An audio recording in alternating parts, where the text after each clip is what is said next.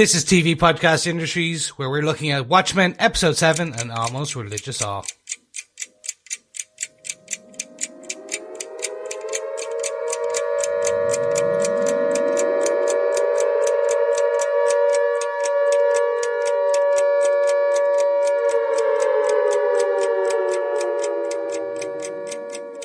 Welcome back, fellow watchers. This is TV Podcast Industries, and we're watching The Watchmen, Episode 7, An Almost Religious Awe. Not awe, but awe. I'm one of your hosts, Chris. I'm one of your hosts, Derek. Hi there, fellow watchers. I am one of your other hosts, John. Yes, and we're all slightly broken due to a number of technical difficulties, but more importantly, probably broken by this episode. It's a lot of brain-breaking, Yeah. Or as Angela loves to say, Derek, take it away. WTF? Why the face? Yeah. I think at this moment in time, I'm expecting an elephant to fall on the house.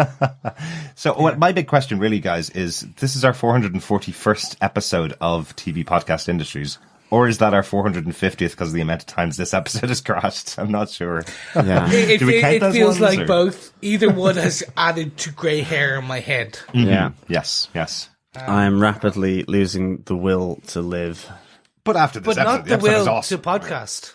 Yes, No, the that will is to true. That podcast is true. big. But but yes, I'm kind of just going to go into an insane asylum, I think.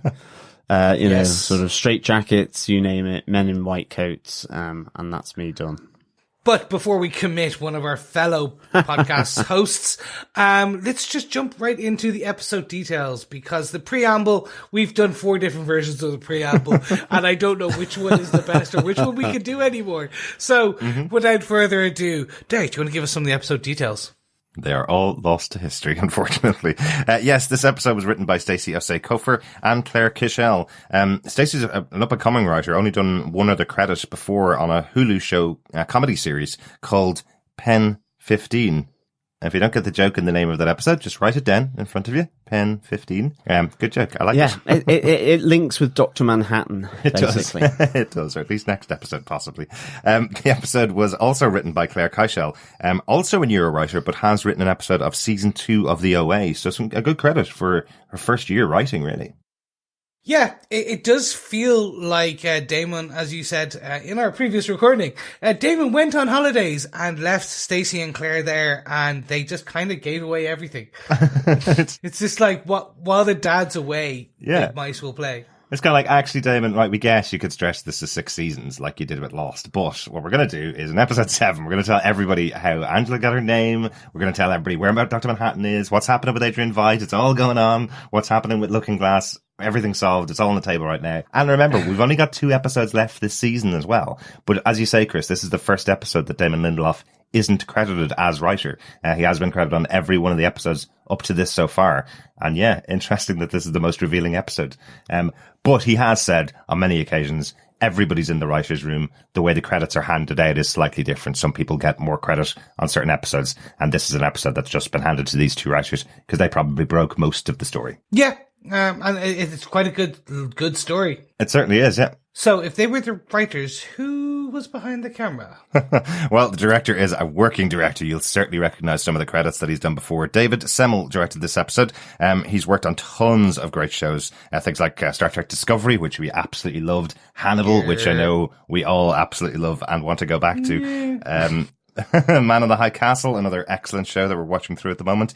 But most notably for me, he was the director of the seminal 2-part Halloween episode of the first season of American Horror Story. If you watched American Horror Story and you got to that Halloween episode, you know exactly which one I'm talking about. It kind of became a calling card for the show from that point onwards. This is how good the show can be. It's like a movie. And it's just absolutely brilliant. I try and watch it every couple of years, because it's one of those ones that did actually scare me, which doesn't happen very often when I watch TV. So well done, David Semel. And he's got some pretty cool stuff in this episode. Yes. Yeah, definitely. He has some really good stuff in this. I think I'm gonna mention them now. I think were, that close up of Angela's face and it moves to the windows. It almost looks like she's got really funky contact lenses in.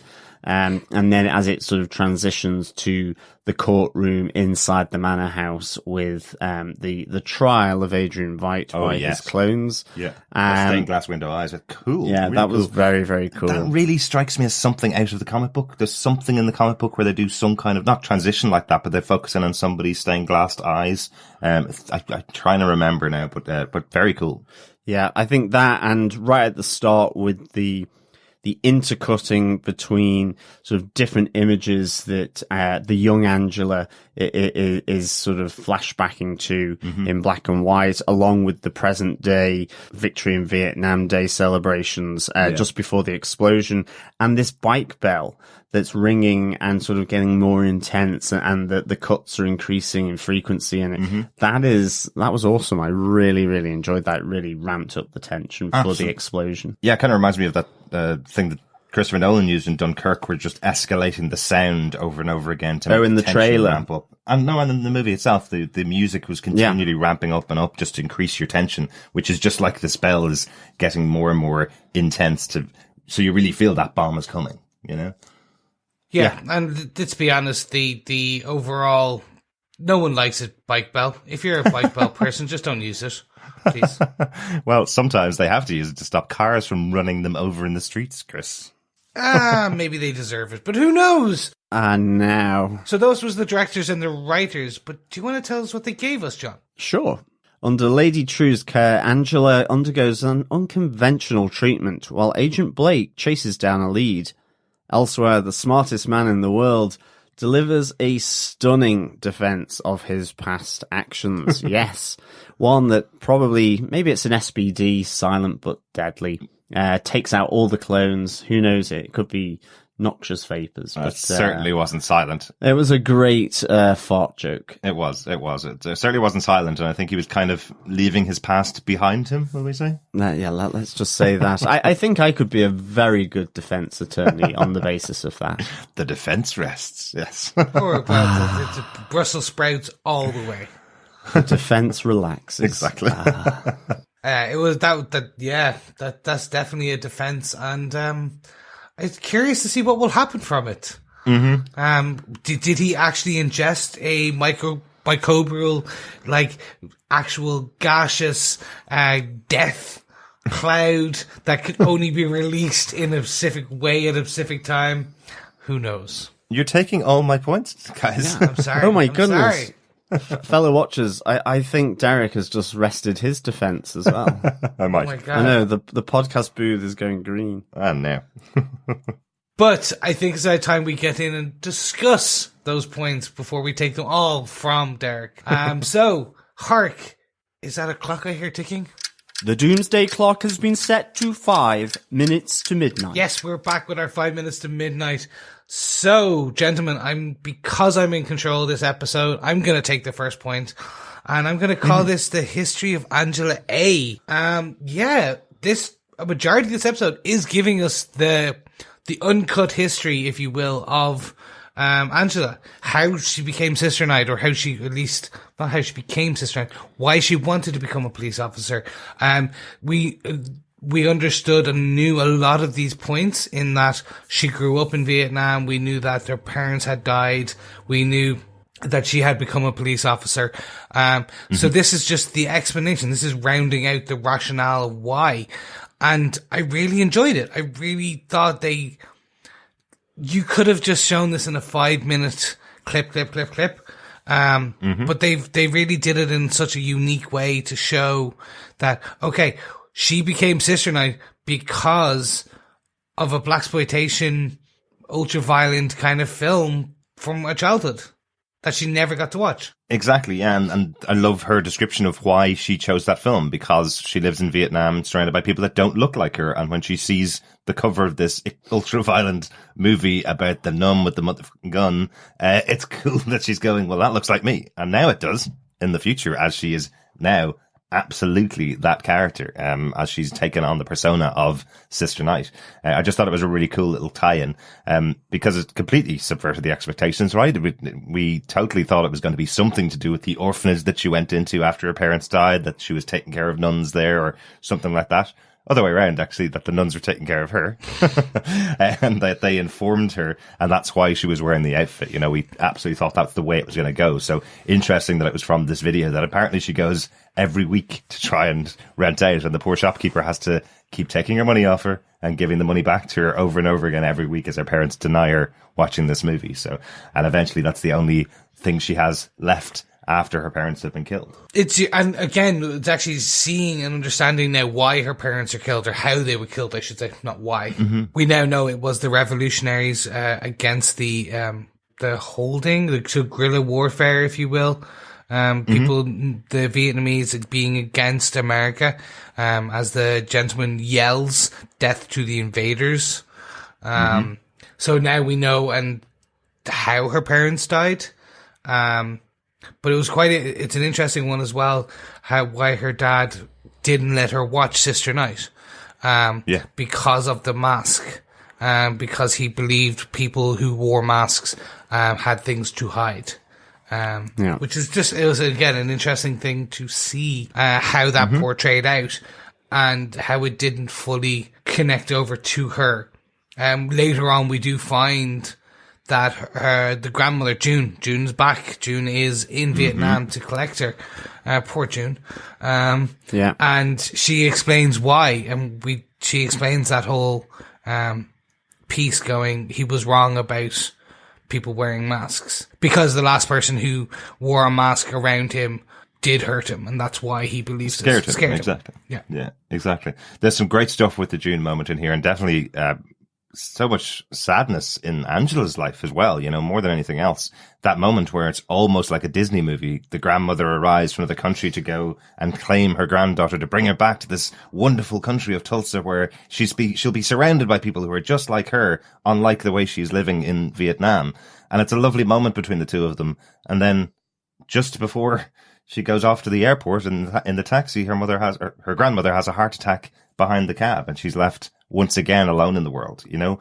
I loved the positioning of the Dr. Manhattan mural right behind her as she looks over the dead body of her grandmother, and it's got murder painted on it in what looks like blood, effectively, and blood on his hands. You know, it's all of these connections that are coming out between what's going on in Vietnam and her being stuck there effectively with nobody to save her, which I loved in this episode. I think there's some really good touches there. Yeah, it was really good. I thought a really nice telling moment was when the two Saigon police officers come to the orphanage for her to identify the person who had passed the cyclist the bag with the explosives. And, you know, she gives a positive ID. And then the police officer says, you know, go back in, as her colleague is taking the guy off to be shot, effectively executed there on the spot. And Angela just says, you know, can I stay? Like, she doesn't watch it, but she wants to stay around to hear it, you know? Exactly. She knows exactly what's going to happen as well. I don't think she has any doubt that this guy's going to get killed for being implicated in this.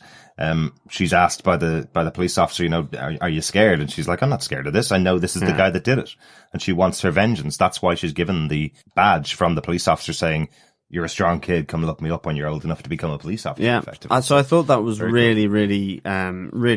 Yeah. Really good moment. I really liked it as well when June arrives and she asks what belongings that Angela has, and she hands over the police badge, the Saigon Police Force badge, straight off. And I think June's face there is just really telling as well. Just the idea, you know, like granddaughter, like grandfather kind of thing. I'm going to become a police officer. Well, of course you are. Exactly. And I thought that was, I thought there were some really nice touches in this whole thing with Angela and her backstory. Yeah, absolutely. There's one other great line, I think, from June as well, where she describes what happened between herself and her son and what happened with their relationship, where she says he chose to put on the uniform and go and fight. She doesn't describe it as he joined the US Army and went and fought in the Vietnam War. She describes it almost exactly the way that she fell out with her husband, because he decided to put on a uniform, the Hood of Justice outfit, and go out and fight criminals on the street, effectively the KKK. So I do love that she has chosen those words to describe it. And I love that as you see all the flashbacks and connections between Will's story going on in Angela's mind, you know, you see the the Vietnamese guy that had handed over the backpack. You see him getting the bag put on his head and dragged off. And she instantly makes the connection between that and Hooded Justice, her grandfather, you know? So once again, kind of saying, you know, that line about one person's freedom fighter is another person's terrorist. Yep. Well, you know, they're in the land of Vietnam and have taken it from the Vietnamese and made it part of the states of the US. There's a lot of people in Vietnam that don't like that. Yeah. And I think also it's that idea of, you know, whoever it is that has the mask on, depending on those cultural phobias or racial phobias, whether it's deemed as being a hero or a threat or a menace or something like that.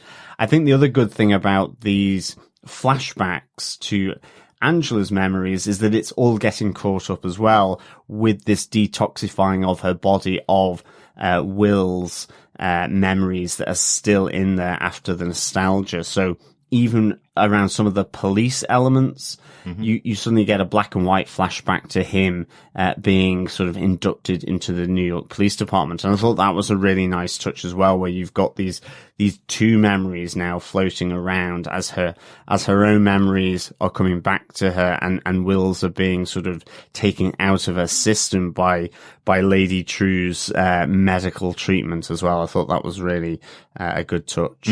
But it's also poignant flashbacks to Will's memory as well that kind of connect in with her own. So I thought that was really good. Yeah. Yeah. I think we'll touch on more of the memories as we kind of go through our next points. But John, what was one of your top moments for this episode? Oh, it's hammer time, basically. Yeah, this was Cal being given a really big headache by Angela.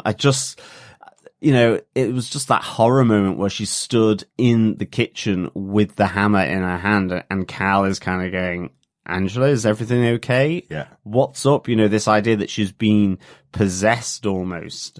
And of course, then you get the violent, smackdown from Angela on Cal. But you know, releasing so many answers from his little head, as she breaks it open. And of course, that was pretty bloody, pretty visceral as she keeps sort of banging the hammer against his head. But, what a great moment just with sort of the atom symbol coming out, and you get that blue, haze coming into the room, and she goes, "Hiya, John," you know.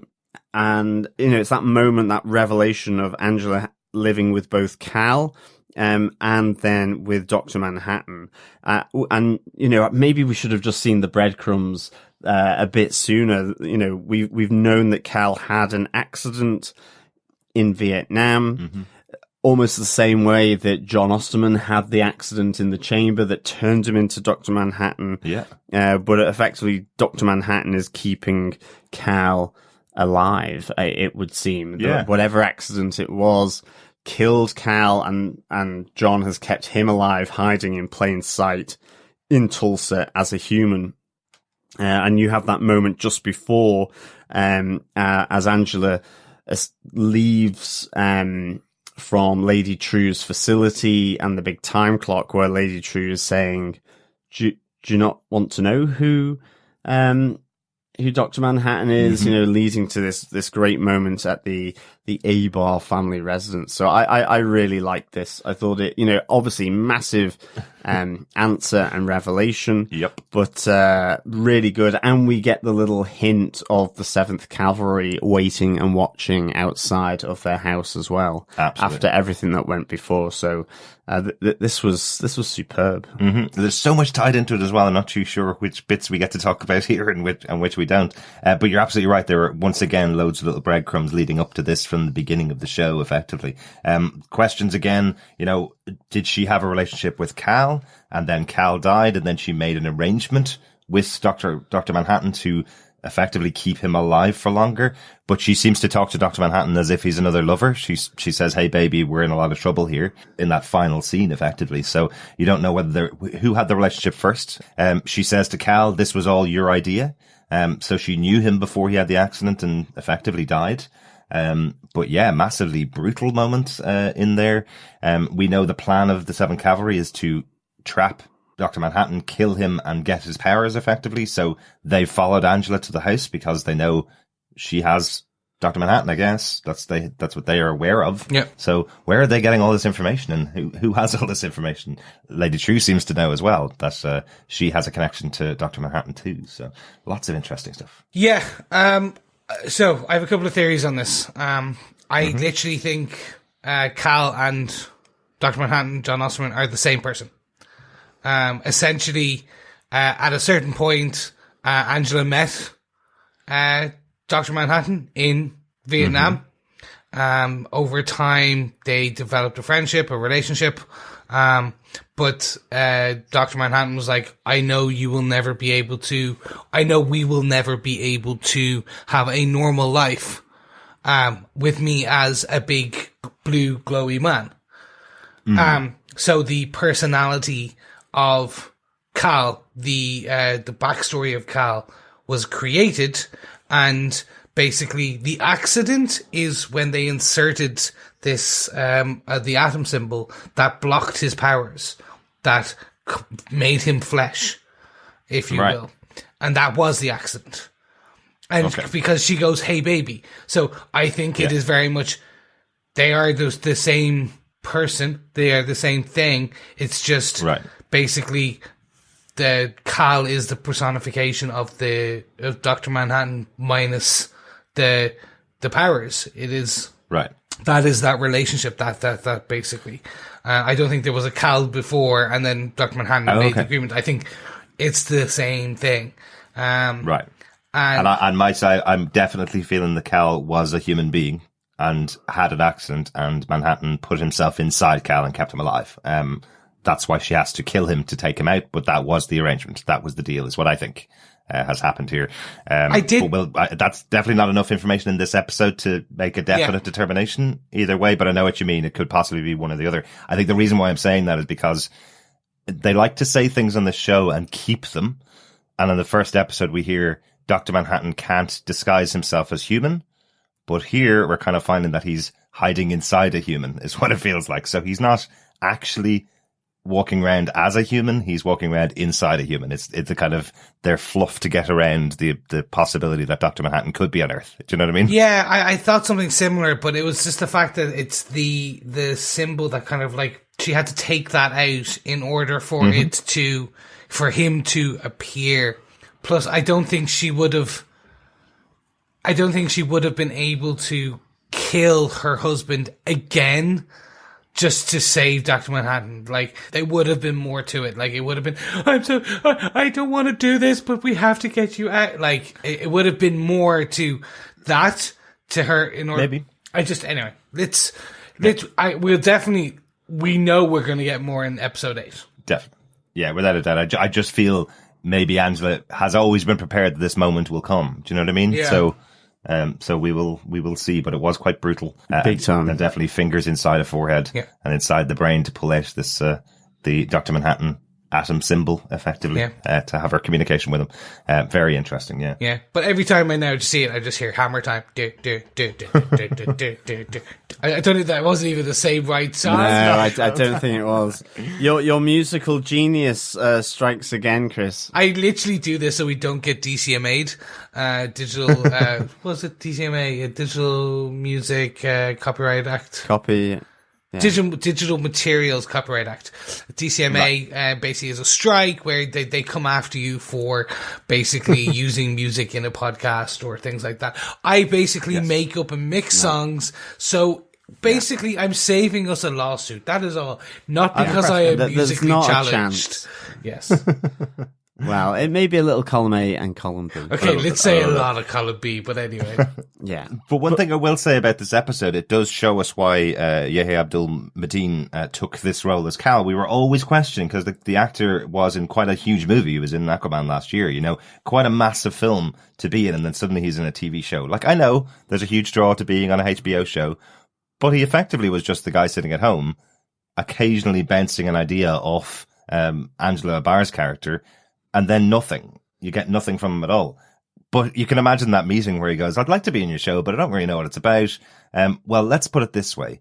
Dr. Manhattan lives inside your brain, and you're going to have a scene where your wife beats you to death on the carpet and takes Dr. Manhattan out of your brain. Oh, I'm up for that. Yeah, exactly.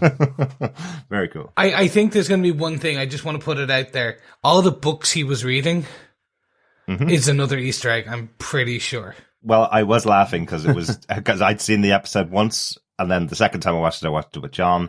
And I was laughing that the book that Cal is reading on the couch this time is For Whom the Bell Tolls. Yeah. And yes, the bell tolled for him 5 minutes later as he was smacked in the head with a hammer. So yes, I think there is some connection. A little on the nose, or dare I say it, on the head with a hammer.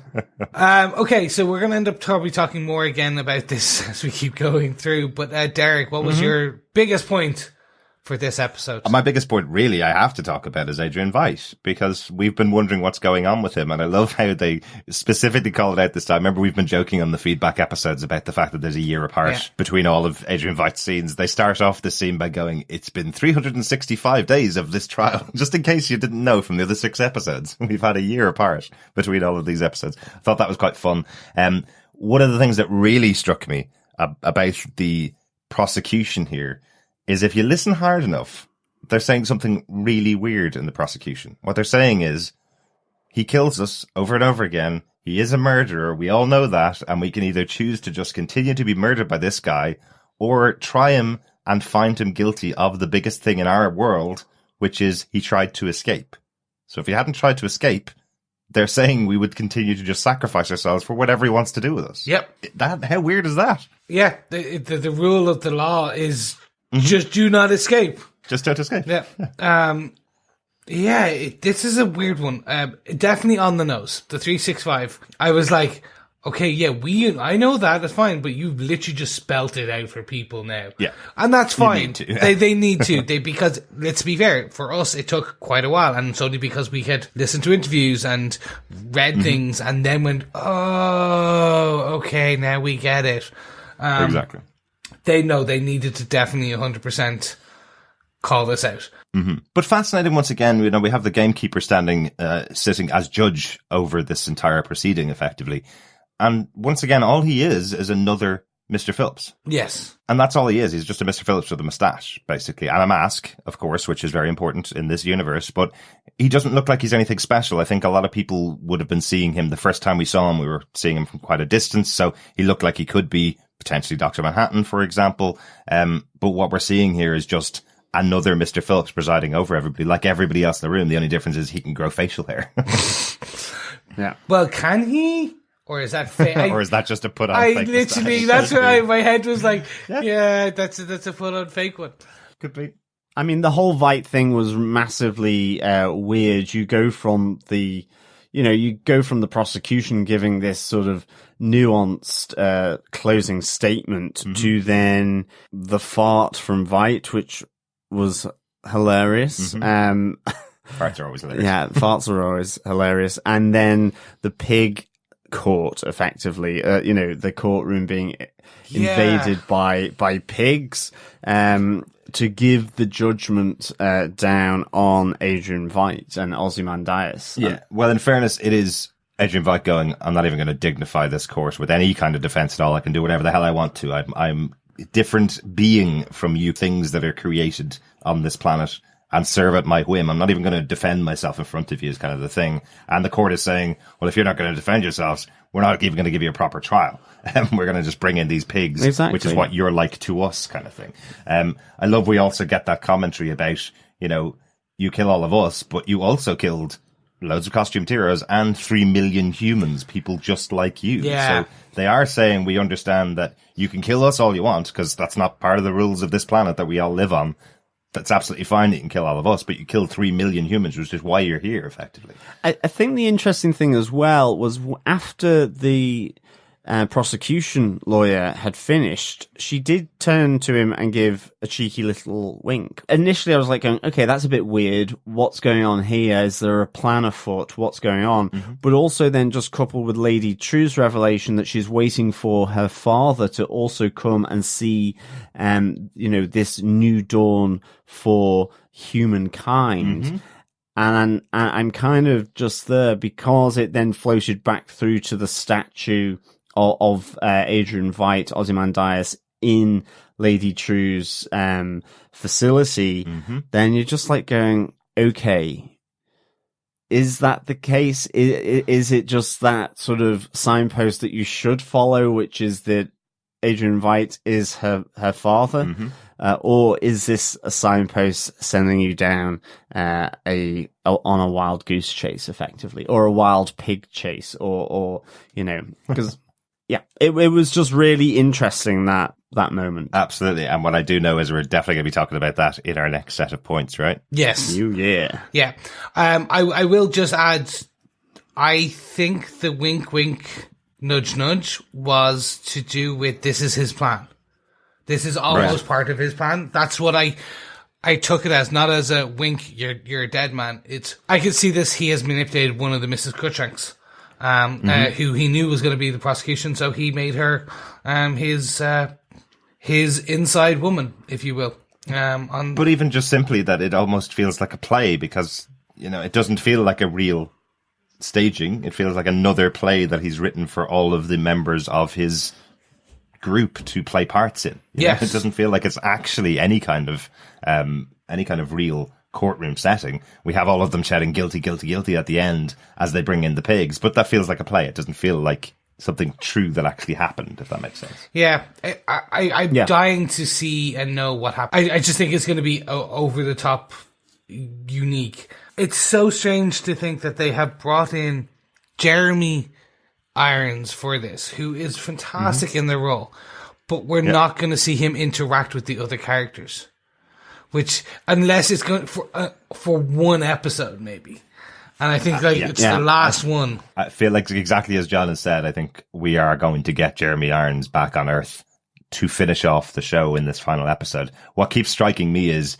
this was all done in 5 months in Wales before anything else was shot in the show. It just feels so unusual and so different to the rest of the feeling in the show that it absolutely is something that makes me really excited about the idea of Jeremy Irons standing side by side with Regina King. How are the two of them even going to interact as characters? They're so different, as we've seen on screen here. They're both brilliant actors, but I mean, those two characters are so different. How do you put the two of them in the same screen together? Well, that's it, isn't it? I mean, it's the quality of Jeremy Irons as well, being able to deliver a fart, a Shakespearean fart and a glance. Yes. I think because, I mean, that I could imagine that there might be a lot of people just going, what the hell? Why is it suddenly descended into kind of fart and burp jokes, tee-hee-hee. There's a bit like that, but, he does deliver that fart quite well. That's brilliant. It's brilliant. The defense rests. It sounds like he's been waiting full 365 days to deliver that line. Well, at least the defense didn't follow through with another exactly. with another point. Well, let us follow through with another point. I hear a clock a-ticking. Shark. A sound. The doomsday clock has been set to 4 minutes to midnight. So, John, do you want to kick us off with your second point for this episode?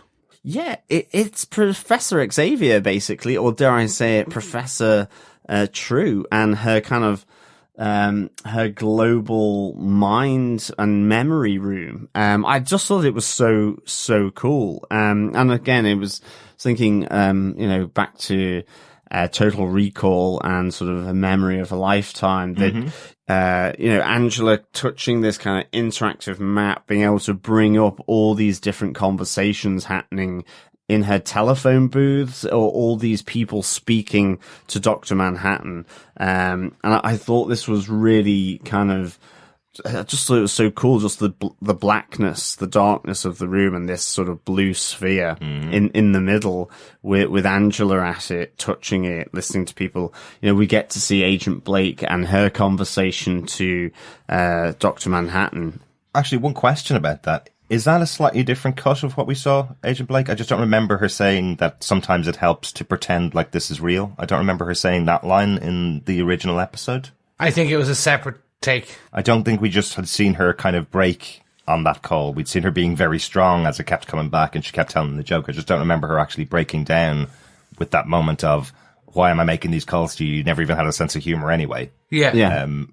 you know. And I mean, sometimes it feels nice to have it real. It does make Lady Trieu out to be a complete bitch to me, though, because it feels like she installed these thousands and thousands of phones around the world and is going, you tell God what you want from him, and then she's just letting them all appear in her office, and she's just listening along to them going, haha, these idiots asking this God to give them whatever they want, and all it's going to is my office here. Isn't it hilarious? Yeah, no, I thought it was really, it was just really well done. I think as well, you know, is the blue world, is that something Manhattan-y?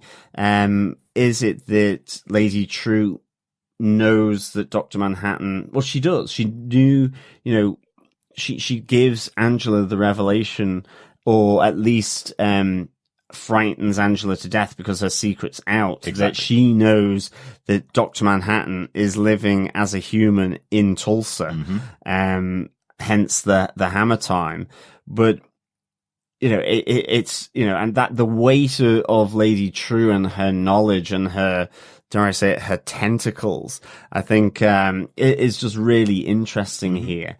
And again, like, she's got the nostalgia, so everything is about collecting people's personal information. Exactly. And utilizing that, in a way that furthers the goals that she's got and the plan that she has. Yeah. And so I thought this was a really good little moment for me. It opened up Lady Trieu and what she was doing, more so with this new clock, this new edifice for the new world.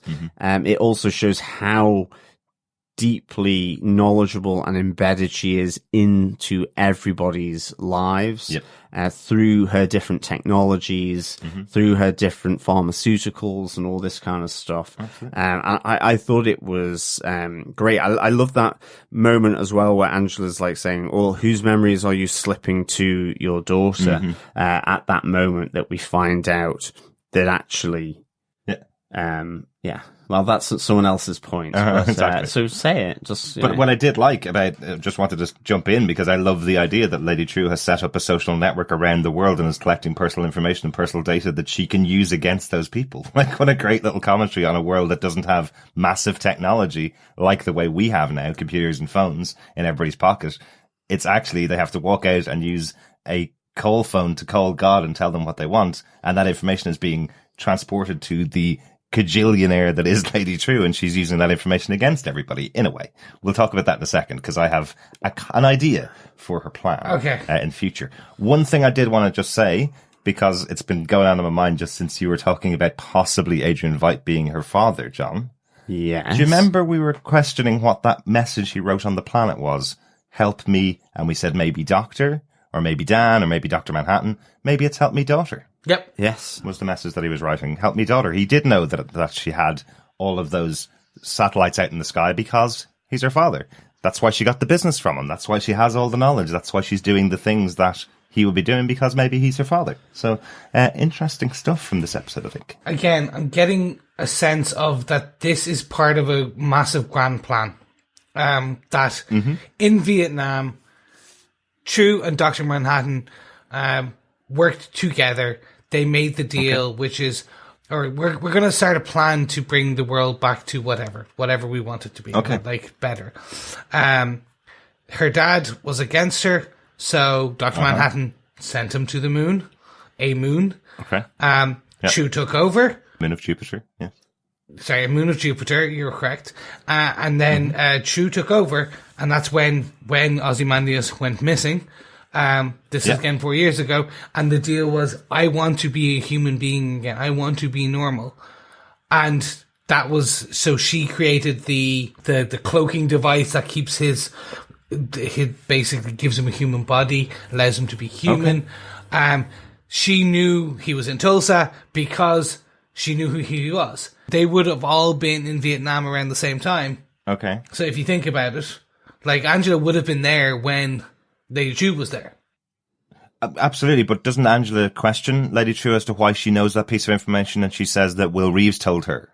So she only knows that Dr. Manhattan is here because Will Reeves gave that information to Lady Trieu, is what she's saying. What I'm wondering about actually, and Chris, you're bringing up a good point, I'm wondering if her public face is almost saying, I'm connected with Dr. Manhattan, because that's what the world wants someone in big business to be connected with, is God, effectively. So she's saying, I'm connected with him, when actually privately she's connected with Adrian Veidt. So she's been trying to get her father back from space and wherever Dr. Manhattan trapped her father to bring him back to Earth. Oh, yeah. Okay, that's actually that's a better one. Okay. Well, yeah, but it's also that Will Reeves has come back, or is there to warn Lady Trieu that the 7th Cavalry, that this white supremacist group, is looking to capture Dr. Manhattan and effectively become Dr. Manhattan in their own right, because her plan is to save the world from themselves. And that is absolutely thematically similar to Adrian Veidt in the original 12 issues. So to me, there's definitely that family resemblance in terms of the aims and objectives. But the question for me is then, well, how does Will know? Yep. How is Will getting his information of future stuff, having not gone to the future, or has he? And that could be the other thing here. Okay. I mean, how does he? I mean, he's probably watched Angela from afar, but is that intimately that he knows that this thing went down with her and Dr. Manhattan and with Cal, or whatever the arrangement is. So all of a sudden as well, it's just adding layers of mystery around Will Reeves. Or is he in fact an elephant? Maybe he is, but that was definitely a moment I was going, is it? Is he an elephant? One of the wise elephant or something. I did make this theory earlier on in the series and was completely wrong about it, that Will Reeves possibly has some involvement within the 7th Cavalry, potentially. What we have seen now is Will Reeves did hide as a white man to hide his identity over the years. Perhaps he's doing that again under a different mask, with the Rorschach mask. Perhaps he has used the Rorschach mask and his face coloring cover that he used as Hood of Justice to get information out of this group, the 7th Cavalry. Maybe that's how he's getting it. Yeah. Don't know. I think that there's so much to this. I'll get into it in my wrap up, but we've got 2 hours left in this season. I know. And I'm like, where are you going with this? Because I'm so excited. And riddle me this. Have we confirmed the season 2? There is no season 2. With Batman. There is no season 2 confirmed yet. And in fact, Damon Lindelof has specifically said he's written this season to close out like the 12 issues of Watchmen, which, remember, has never truly been followed up by anybody. There's never been a sequel to Watchmen. This is the sequel to Watchmen, and he's saying, I've written 9 episodes, and once those 9 episodes are done, that's the end of this story that I want to tell. So rumors have it that if he's coming back and if he's going to do something else in the Watchmen universe, we may not see any of these actors again. In the show, it may be like an American Horror Story kind of thing, where it's in a completely different area with different actors and different characters. If he does come back and does a second season, so yes, because that's what I had heard as well. Which is, I think you have probably told me. Probably heard it from me. Yeah, Because so I'm like, okay, he's got 2 hours to wrap this all up, and I'm like, there's a lot to wrap up in 2 hours. But it's definitely going to be interesting because I think let's talk about the elephant in the room, because that kind of more leads into what we're talking about here. Okay, Grant. We're going to jump to my point, because it is, let's talk about the elephant in the room.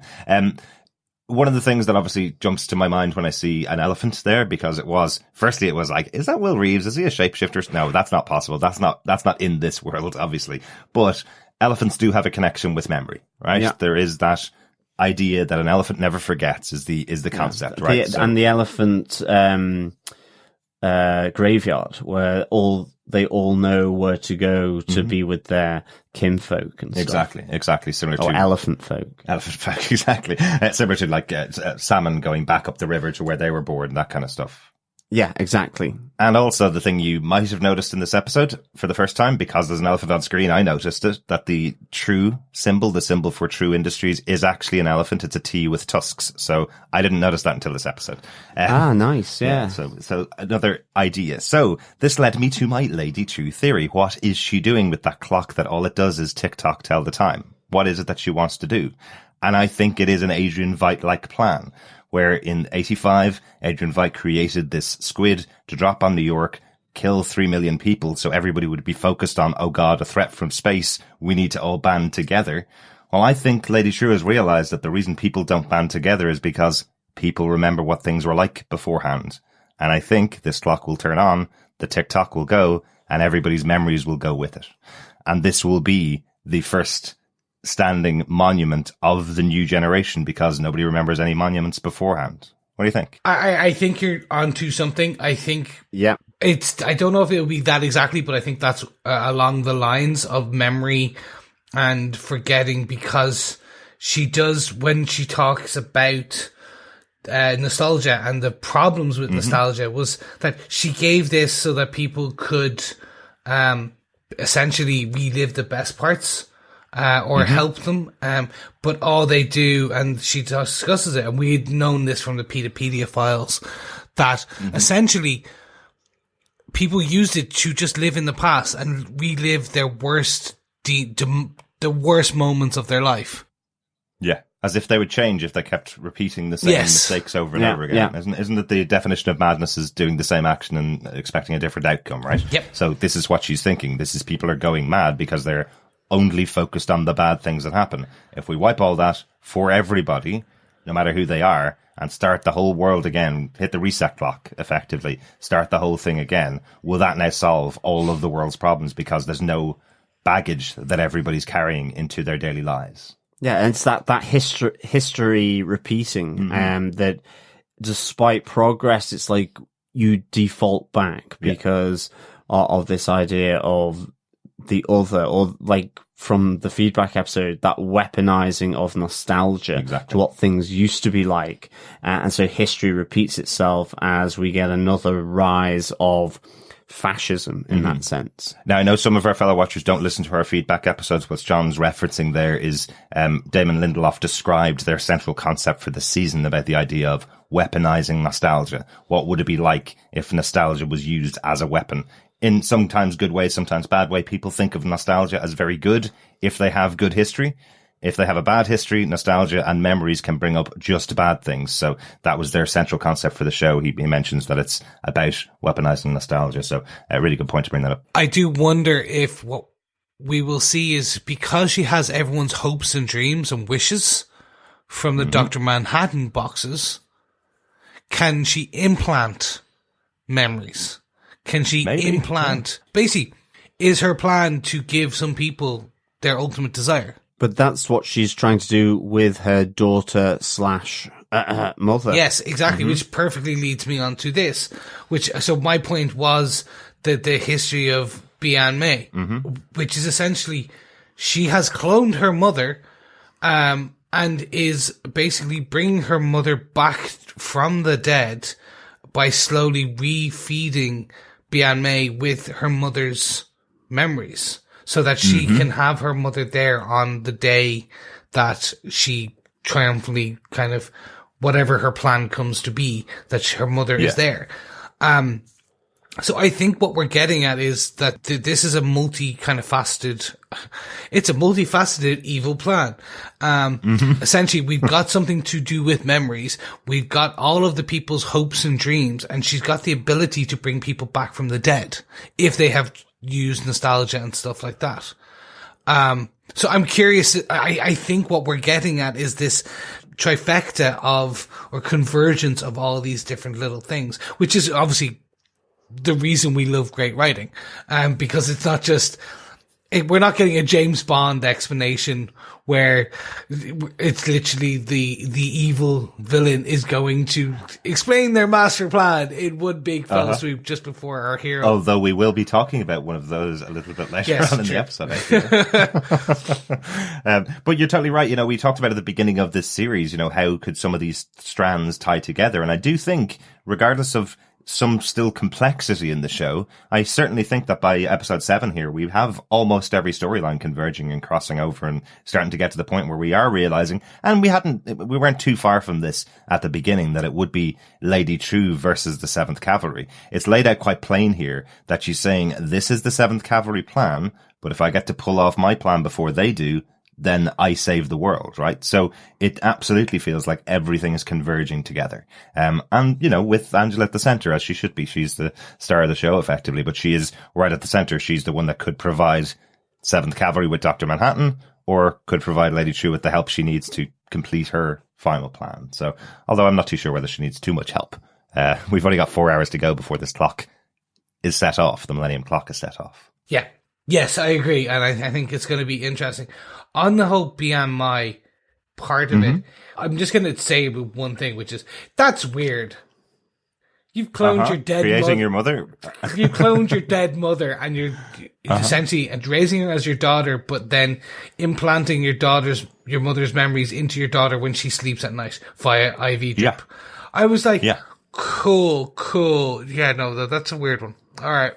Well, the fact that Bian even describes it herself and says, I feel like an old woman, and I wake up and I'm terrified. And we saw that. We saw her wake up absolutely terrified and go to what she thinks is her mother and tell her about this and then go, would you mind walking me back to my room because I'm really still scared, Mom? And she's like, no, you go walk back yourself. Yeah. She's not only feeding memories of her mother into this child, effectively, she's also treating her like she shouldn't need to take care of her, basically. Yeah, I mean, I think it's fascinating that we get this information.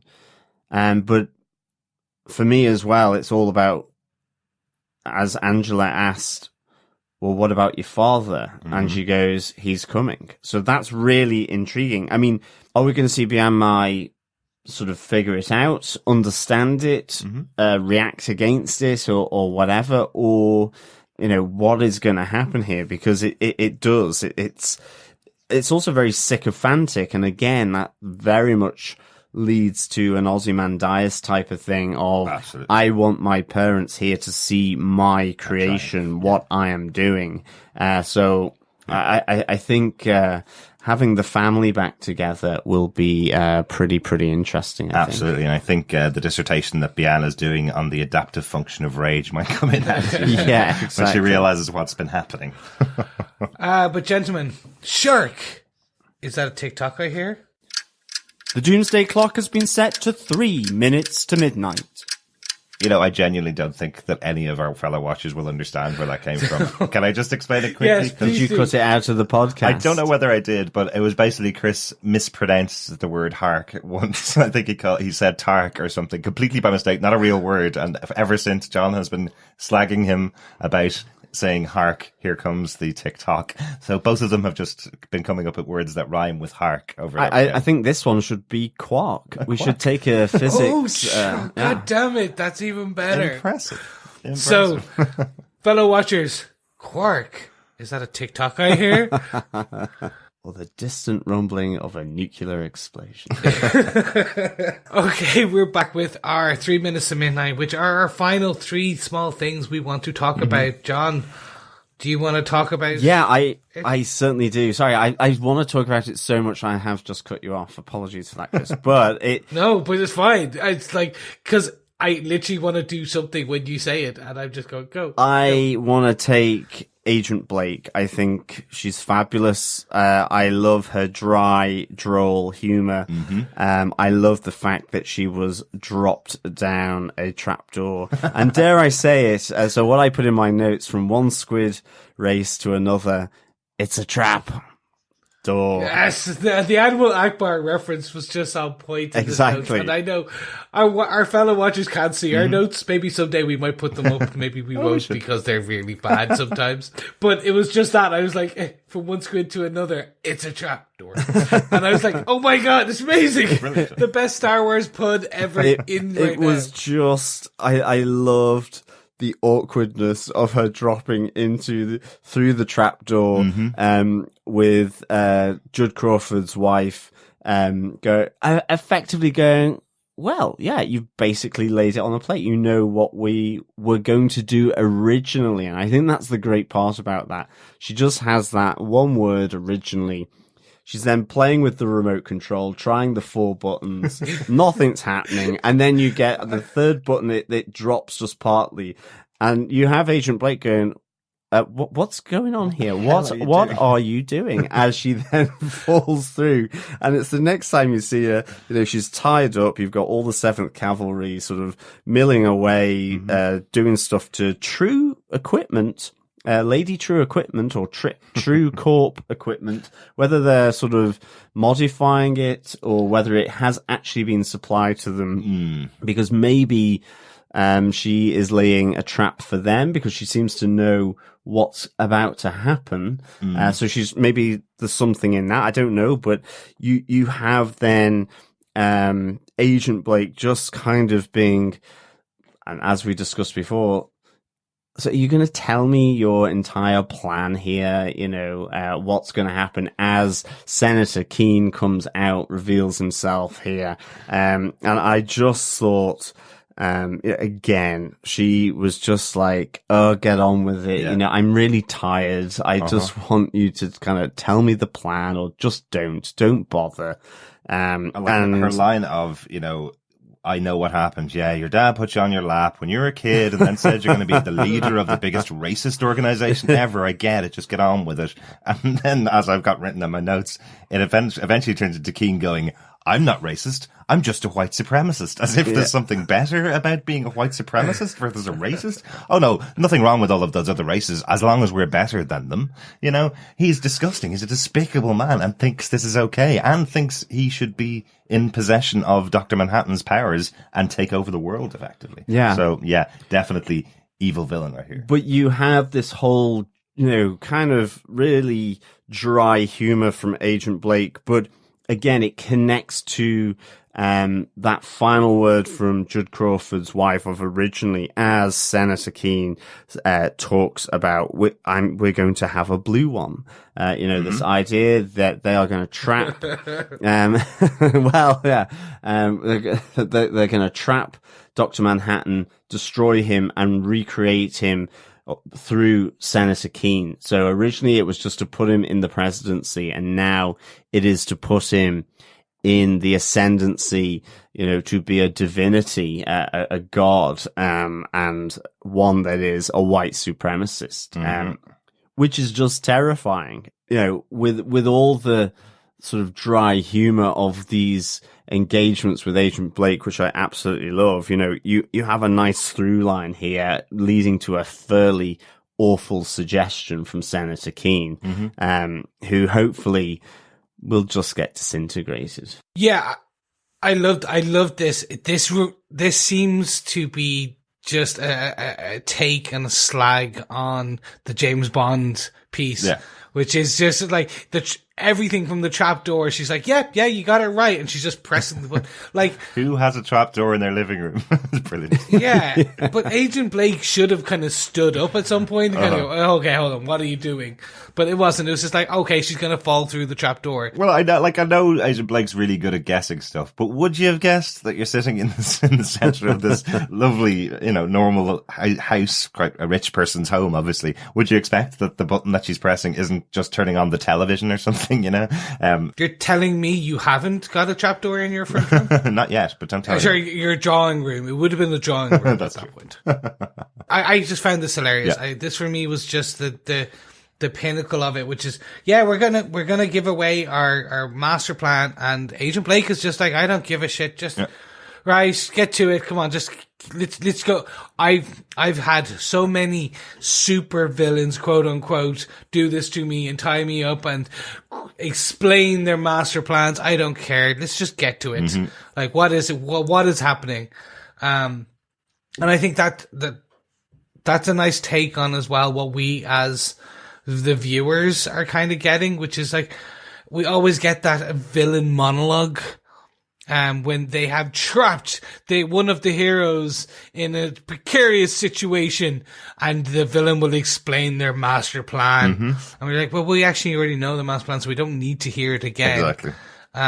So let's just skip to it. Absolutely. And also, similarly to what I was talking about earlier on with Yehe as to why he would be in the show playing the character of Cal, Frances Fisher, also a very well-known actress. She was in Titanic. She was in The Expanse. She's got a really good resume of movies and TV shows. And all the way through the show, it's like, Oh, well, she's just playing the wife, and she just has to say a couple of things about her husband being dead. Why would they pick someone like her in this show? And it's for that evil mastermind moment. She must have gone, that's brilliant. Yeah. I really want to do that moment where I get to press the button, knock someone into a trapdoor and go, do you want me to just kill him? You know, that's cool. Yeah. You don't just expect it from her at all. So, really good moment for her. Yeah. So I'm going to kind of bring in my point here as well, which was that kind of from President of the US to Doctor of the Universe. Mm-hmm. This, for me, is one of the interesting parts here, which is that the transference, their master plan is the transference of Dr. Manhattan's powers. Mm. So I'm interested to see if, how this plays in with Cal. So I am also understanding that you think that Dr. Manhattan was maybe potentially helping inhabit Cal and keeping him alive. Mm-hmm. Potentially that is something that is, but because this is the transference, I want to know why they think this transference of power, or is it the recreation? I thought it was the recreation, definitely. Mm-hmm. Yeah, so I thought that too, but there's a couple of words and lines that started talking about almost transference of power. So I'm wondering if that's a kind of, we're going to have one or two things, which is they're going to trap Dr. Manhattan and transfer his powers to Senator Keene, or it's actually, no, we're going to recreate the accident down to the T. Mm-hmm. The recreation is the interesting part, because if it's a recreation, you would assume people have been trying that since the 80s. Since everyone knows how Dr. Manhattan was born. Absolutely. It is in a documentary back in the Vietnam video store, back in the day. Over the next 10 hours, we will find out all about Dr. Manhattan. Yeah, it's absolutely known. We've seen it on the show as well. Remember, we also saw it created in the play by Adrian Veidt. So these are things that they're definitely underlining for people who've never read the comic book, that this is how Dr. Manhattan was created. We know that's how Adrian Veidt tried to kill him. In the comic books, he tried to kill Dr. Manhattan by recreating the accident, and Dr. Manhattan just goes, well, that was the first way I learned how to piece myself back together, so that can't kill me, effectively. So will the 7th Cavalry make the same mistake, try and kill him by using the original experiment, and actually, well, sorry, that's not how you kill Dr. Manhattan, or will they reverse it, possibly spreading his powers among all of them, or are they putting it all on Keene? I don't know. The moment. So that's what I'm kind of thinking, which is it's a transference thing. Mm-hmm. That's where it's just like they will trap him and transfer his power into Senator Keene. Mm-hmm. Which it's why as well I don't think that they his powers were transferred, or he was transferred into Cal. I don't think that's it, because Cal has no memories and no powers. But Senator Keene is along the lines of, I will have power, I will have the everything of Dr. Manhattan. So that's kind of where I'm like, okay, I think they're going to try and turn Senator Keene into a big blue guy. But we will see, because I think that, as we said, we are barreling towards the end of this season. Derek, do you have any last point? Yes, I do. And I think it's a reasonably important one, or at least it was, because we had an entire episode focused on Looking Glass. And the episode ended with the 7th Cavalry coming to attack. Agent Petey is the one that turns up and finds the 7th Cavalry did attack and did try to kill Looking Glass, but every single one of them is dead. All with Rorschach masks on their face, except for one, right? So, where's Looking Glass is the big question, right? I presume he's going to take matters into his own hands, to take the vigilantism that he has inside of him out on the 7th Cavalry. That's why he didn't report it to the police. I love that Petey calls that out as well, goes, this guy's a police officer, right? Why wouldn't he have called in the police on this situation? Well, he's obviously found out quite a bit about what's been going on from that video from Keene. He knows the police are corrupt because they were led by someone in league with Keene, and he probably knows what plan they're trying to carry out as well. That video of Adrian Veidt is significantly longer than the 1 or 2 minutes that we saw on screen. He was there for a long time watching the full video, so maybe he knows the full plan. So your question, obviously, for this, and I just wanted to make sure that we talked about it here, the question really at the episode is Looking Glass taking on the Rorschach mask to go and beat up the members of the 7th Cavalry, or has he officially joined them effectively? Did he just kill these guys and now he's gone to join them? I don't know. I'm presuming he's probably pretty angry if he killed all these guys and took a mask. I presume he's not going to join them, but that is a possibility as well. Yeah. So this was a weird one for me. It's just, again, like we wanted to know what happened to him. We were expecting to get the view, and we just kind of basically saw the aftermath, which was a bit okay. My assumption is he's taken the mask and is back working. He's currently there with Laurie. Exactly. He's there in mask, incognito, where he's not. Like, it's not really incognito because, yeah, like they're gonna hear his voice and know he's not Bob, because the guy he took it off. The one of the masks he took it off. No offense, it was one of the bigger, beefier guys. Right. So it's just kind of like, what's he gonna go? Oh yeah, well, all the other guys are dead. I'm the only one survived, and I left Looking Glass's body there. Well, in fairness, Chris, you know, the premise of the entire show is that people who wear masks don't reveal their identity. Even some police officers don't know the names of the other police officers. Yeah? You have Angela leaving Lady Trieu's place, and she goes, "Hey, Jen, tell Scare to get out of the way." She calls her Pirate Jenny. She calls her Jenny, and she tells Red Scare to get out of the way. It's only the three of them there. She could call them by their real names, but chooses to call them by their vigilante names, I guess you call them, or their police officer names. It's probably the same with 7th Cavalry. You're wearing a Rorschach mask over your face to protect your identity, and maybe the people around you don't know that you're Bob or Fred, and there's nothing different about the masks to distinguish them either. They don't have, you know, Bob tattoos on the top of it. I think... But it's going to get hard to be like, hey, you. No, not you. Not you. You and the Rorschach mask. You. No, yeah, the Rorschach mask. No, the guy with more white than black. No, the other guy with the black. No. Hey, left, go. No, I'm pointing at you right now. Okay, stand to the left. Okay, you.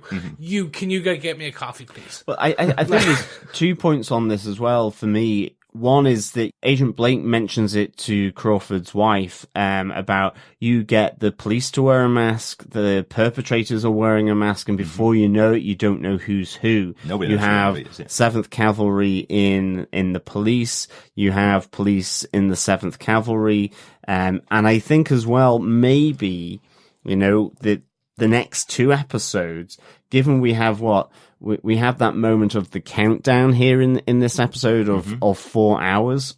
Yeah. That time will begin to, the 2 episodes will be spread across a short period of time. Potentially. Sure. I don't know. But it could be the idea that we only see that, Looking Glass has killed the 7th Cavalry, escaped, but actually, how long is it since PT found that to when it happened, and that he's infiltrating into the 7th Cavalry to either disrupt their plans or, I mean, I can't imagine he's with them. No, he's not. That was a guess, obviously. Yeah, but it never want to rule out anything in this show, that's all. Well, that's true, but, certainly that I'm expecting that Agent Blake will suddenly, have one of the 7th Cavalry raise their mask just so that she knows it's him, and he may save her. Leclerc. Yeah, it is. It is I, Looking Glass. Yeah, I just said Leclerc. No, no. Yes, I just wanted to make sure that we highlighted it because I think even in one of our feedback episodes, everybody was going after episode 5. Everybody wanted to know what happened to Looking Glass, and then we had episode 6, the future Emmy award-winning episode 6, or the future Every award-winning episode 6. And then they were like, we completely forgot about Looking Glass when you get to the end of the episode. They do mark it here as to what happened to him, but it's probably more important to the finale of the show than it would be just showing him in this episode. So they definitely wanted to include an idea that he's alive and that he's taken this Rorschach mask and is probably taking his vengeance to Keen for sending these guys after him. So very cool. We're probably going to get another little flashback there next episode to what actually happened in that bunker with the fight sequence between all of these guys. No more flashbacks. No. He can just tell them. It's just like, hey, I beat the shit out of all these guys. As John said, we are 4 hours on the tight timeline. Let's say we've got 2 hours to discuss what happens in 4 hours, plus potentially some epilogue. Maybe. That's not a lot of time. We can't lose 5 minutes or 10, let's say 6 minutes of that 120 minutes into that. I think you'll as much find, as I would love to see it. Yeah, I think you'll find if it's done well, you won't really care. No, with so much to tell. I know. But I think that kind of wraps up all of our majority of our points. Mm-hmm. So, Clark, is that you I hear? Is that some minutes ticking away? The doomsday clock is now at 2 minutes. I repeat, 2 minutes to midnight. Yeah, that one was terrible, Chris. Yeah, 2 minutes to midnight, our moment to talk about the things that we noticed, some Easter eggs, some things that were in the episode. Sadly, as we mentioned earlier on, since we've lost 4 intros to the episode and some of the episode itself, we have mentioned Easter eggs, and I'm not sure which ones we've mentioned and which ones we haven't. Yeah. So, really quickly, the fog dancing, the movie, we see that on the rack in the shop in Saigon. Fog dancing, if you remember, is the book written by the author of Black Freighter in the comic books. So they've also shown that they've made a movie, an adult movie from fog dancing. So nice little touches in here, some really deep cuts for people that are looking in the background for everything. Yep. One is the Silk Stockings, the film, which is the kind of, we don't know whether it was a biography or whether it was just a kind of take on it, but it looked like it was basically it was about the Silk Spectre. From the comic book, I believe that Silk Spectre actually did do some adult movies connected with her brand, effectively. This is how she sold her brand. She was in the crime fighting to sell a brand, effectively, and that was part of the sale. So, yeah, they're still available in Vietnam. One question I did have, I wonder what the timing of that meeting between Angela and her grandmother, June, I wonder when that actually happened, because if you remember, she was born in 1976, is what we got from Cal a couple of weeks ago in the episode. She's about 9 or 10, maybe? Does that put her in 1985? The same time the squid dropped in New York? Is that possibly the reason why June had her heart attack at that particular moment? Is because the squid dropped in New York at that particular moment and it has some global repercussions to it? Maybe, maybe not. Just wonder. It just popped into my head as a little note to bring up. It's an interesting one. I hadn't thought about that. My assumption was she had a dodgy ticker, but maybe it was she's allergic to shellfish. Yeah. Yeah, well, timing's just all important, really, in this world, right, of the Watchmen, right? So, yes, because those TikToks always happen.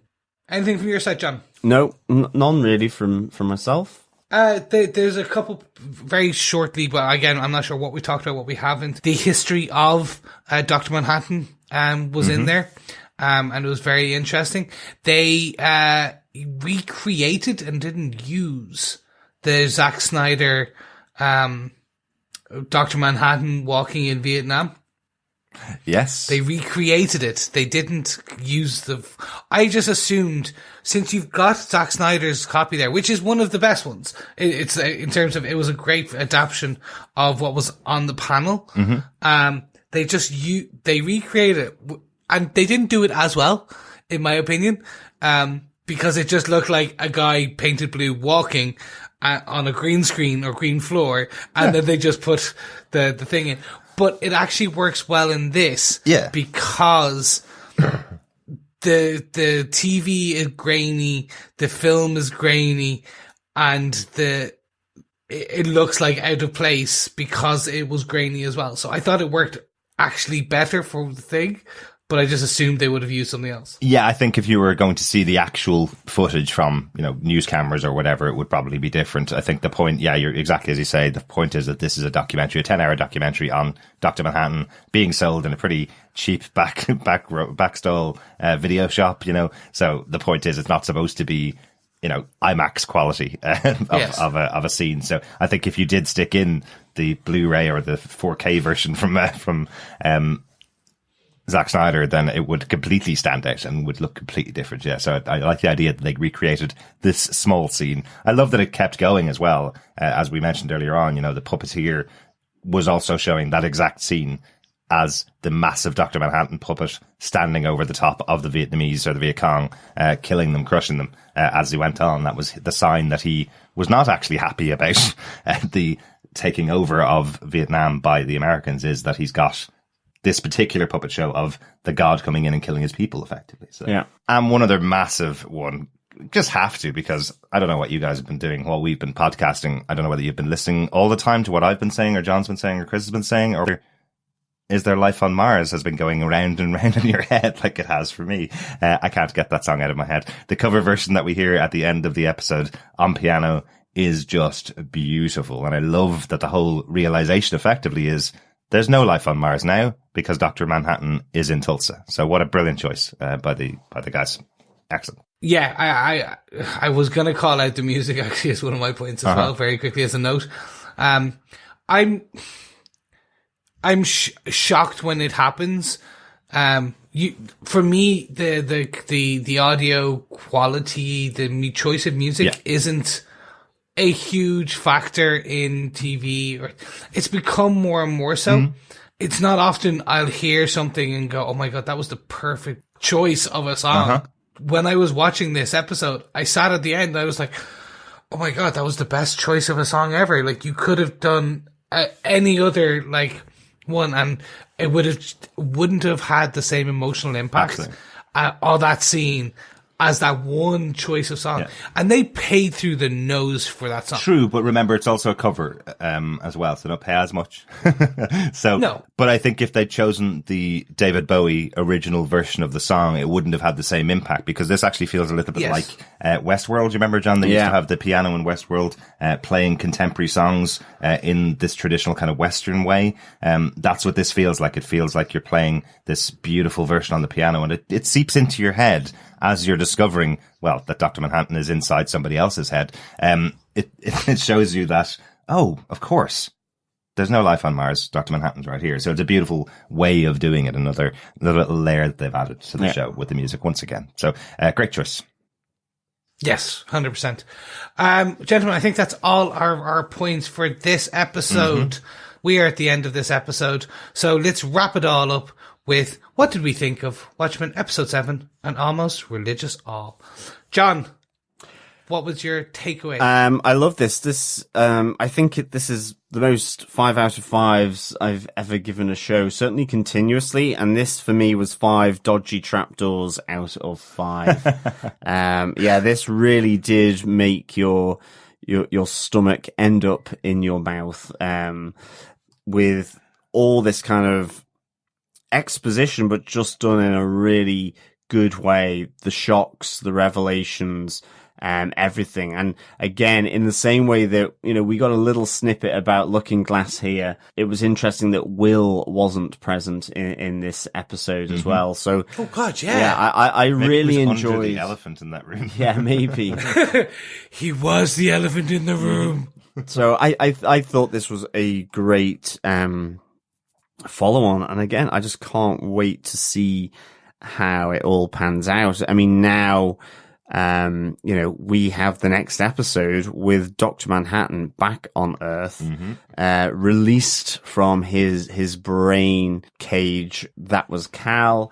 And I think it's like this race against the clock. It is the Watchmen of to save humanity, destroy humanity, put a white blue supremacist at the head of humanity, or godlike humanity, or unintended consequences for humanity from everything that Lady Trieu, Senator Keene, Will Reeves are doing. So, this surely will be very interesting. Excellent. So, Chris, what did you think of the episode? I'm in shock and awe. I did talk about the previous 2 episodes. I loved them; they were fantastic. But I felt the pacing had slowed down of the season, not because of the any particular way, or it was just that I was eager to get back into present day. I was eager to find out what was happening, and that eagerness hasn't been satiated. I am still now 120 minutes left in this season, in this show, and I've got so many questions. So many questions are being answered. It's amazing TV. I didn't expect a lot of this to happen. And I like what they're doing with the show. I like what they're doing with the characters. It is also answering questions of why certain huge actors, as you say, are playing sometimes quite small roles. Yes, HBO, but like they knew, they were told, yeah, look, up for the first couple of episodes, you're going to just have these bit parts. Yeah. It's terrible. But there's going to be one element that you're going to turn it all around and you're going to it's going to be amazing. And you're like, oh, that's right. Why. Yeah, that's why they got him to play her. No, exactly. Maybe. We know. Maybe. It could be, literally, if Dr. Manhattan is in Cal, it could be anyone. Anyone could be anything. Dan Jaiber could be back and we just won't know. It's so true. Like, come on, he could literally just take off a mask. Do you remember Mission Impossible? I'm going on a bit of a tangent here, but do you remember Mission Impossible, the very first film with Tom Cruise, where he rips off the latex mask? Oh, don't worry, that's every film. It's not just the first one. I know, but do you remember that was the first time we had ever seen something like that? And we were like, oh my God, that's amazing. I am so expecting something of that caliber. We've already had a lot of That's basically what just happened at the end of this episode. It's just not, instead of a hand going under to pull off a latex mask, it was a hammer going through someone's head to pull out Dr. Manhattan from right in front of plain sight from the beginning of the series, you know? Exactly. So we're going to see even more of that, I think. I think. So there you go. That is all my points. That is all what my thoughts are in my summary. But Derek, I need to hear what you thought of this episode before we close out. I really haven't got a huge amount to add to what you guys have said. Obviously, this is a really, really good episode. Chris, I will challenge you slightly and say if they'd answered all the questions by now, what the hell are they going to do for the other 2 hours? This is a mystery show, so they're going to keep that going. And it was actually pointed out to us in the past that exactly like the comic books, it is all solved right at the end of the comic books for those 12 issues. 11 issues set up the questions, and the 12th issue, they're all solved. I do think this episode came as a massive shock, though, when you're there going, oh, okay, you're giving us all of this. Okay, so this is why all of the people are the way they are. This is what all the plan of the evil guys is. This is the plan of the possibly good guys, possibly people that think they know better for the world than other people, which is Lady Trieu. This is the connection between Adrian Veidt and everybody else. Dr. Manhattan's here and in plain sight and has been there since the beginning. Angela's much more involved in everything than we thought she was. There's so much that happened in this episode that I just thought they gave themselves a massive job and fulfilled it really well. I thought it was so good to watch, filmed really well and written really well for an episode that didn't include the main showrunner as a writer on this particular episode for the first time. So great job. Cannot wait for episode 8. Really wanted to just turn on episode 8, but yeah, really, really enjoyed it. Classic. Looking forward to episode 8 coming up. It's going to be a good one. But gentlemen, I think it's about time we close out for this episode. Fellow watchers, look out for our feedback podcast on this episode, bulletins of our Atomic Watchers later in the week. You've been killing it with the feedback so far, and we're really enjoying doing the separate kind of quicker take on the feedback rather than kind of stuffing it into these main episodes. Yep. So send in your thoughts to feedback@tvpodcastindustries.com or join us on our Facebook group at facebook.com/groups/TV Podcast Industries. We will always put up a spoiler post in there where you can throw your feedback in.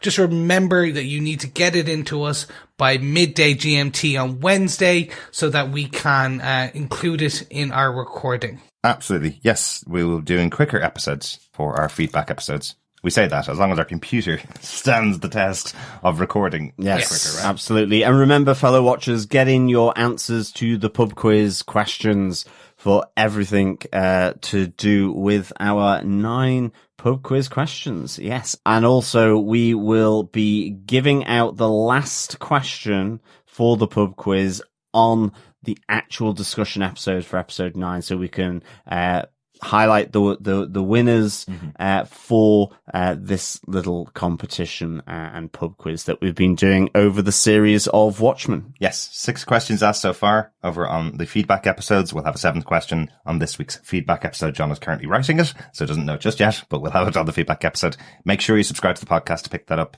tvpodcastindustries.com. It's great fun hearing your thoughts about the episodes, so keep them coming in, definitely. Yes. Don't forget, you can also support us over on Patreon at patreon.com/tvpodcastindustries. Your support keeps the lights on here, keeps us going, keeps us fed, clothed, watered, wined, and just tweaked enough on coffee and caffeine that we kind of come up with these crazy theories. Okay, I'm not talking for my fellow podcast hosts. I'm talking just about myself. So support us over on Patreon at patreon.com/TV Podcast Industries. We will be back, as you know, with our feedback episode later in the week, but also next Monday with Watchmen episode 8. A god walks into a bar. There you go. Sounds like a start of a joke, doesn't it? There is a synopsis for it, but I'm not sure whether this is an accurate synopsis. It's over from Spoiler TV. They have the synopsis from HBO. John, do you want to just read it? Sure. Angela's mysterious past in Vietnam is at last revealed. Now, I thought that would have been the synopsis for episode 7, but obviously there's a lot more to her past in Vietnam after her grandmother had that heart attack behind the taxi, and how she met up with Dr. Manhattan and maybe Cal and how they merged together. So there's probably quite a lot more of her past to be revealed next episode. Oh, there is. Let's be honest about it. Flashbacks. This is going to be there's going to be a lot of like, yay! I do want to go to Vietnam now. I'm not sure about the rest of you, but I'm kind of like, I want to go back to Vietnam. I've never been to Vietnam, but it'll feel like a homecoming at this point. So there you go, watchers. We will be back with episode 8. A god walks into a bar, where we will be traveling back to Vietnam. So for now, thank you for listening to our podcast. Thank you for listening to our rambles, and thank you for supporting us on Patreon and just by listening to this podcast. We'll speak to you again very soon. Absolutely. And thanks for sharing it as well. Always good to share the podcast as well with your friends, because sharing the podcast is sharing the love for TV Podcast Industries. Keep watching The Watchmen. Keep watching Mars. See if there's any life up there. Yeah, absolutely. Yeah, thank you so much, fellow watchers. As always, it's a pleasure speaking with you. And remember, keep watching and keep listening. Bye. The chances of Dr. Manhattan coming from Mars are 1,000,000 to 1, they said.